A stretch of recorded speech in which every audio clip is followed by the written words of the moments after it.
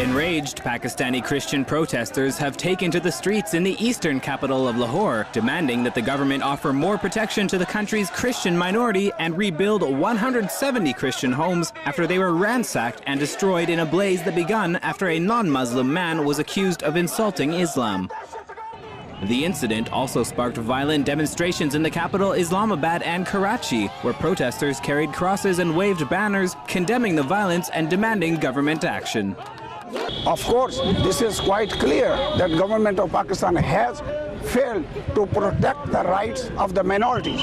Minorities are responsibility of the government. This is their job and responsibility to protect them. And if 200 houses have been burned in the presence of the police, that is a clear indication that it is failure of the government.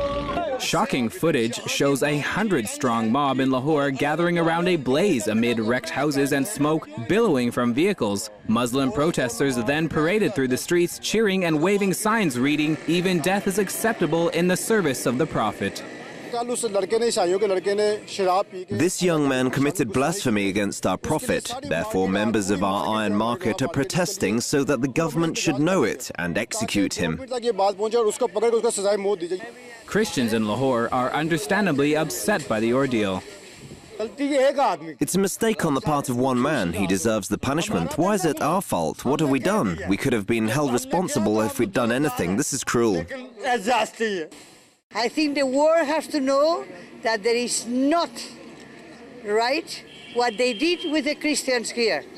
Christians have the same rights of everybody.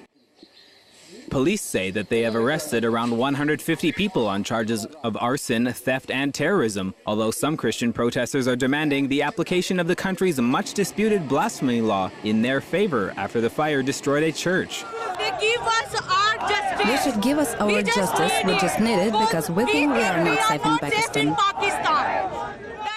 The law prohibits insulting any recognized religion, a crime punishable by life in prison or even death. According to Human Rights Watch, there are 20 people serving life sentences and at least 16 people currently waiting on death row, although the death sentence has never been carried out for a blasphemy conviction. Critics have said the legislation is often misused as a means to settle personal scores and encourages citizens to take the law into their own hands. In the past, Pakistani Christians have found themselves on the receiving end of blasphemy accusations. In August last year, a 14-year-old Christian girl with learning difficulties was imprisoned for burning pages from the Quran following accusations by the girl's neighbor. This sparked international outrage, and the case was dropped after it was revealed that the evidence had been planted by a Muslim cleric.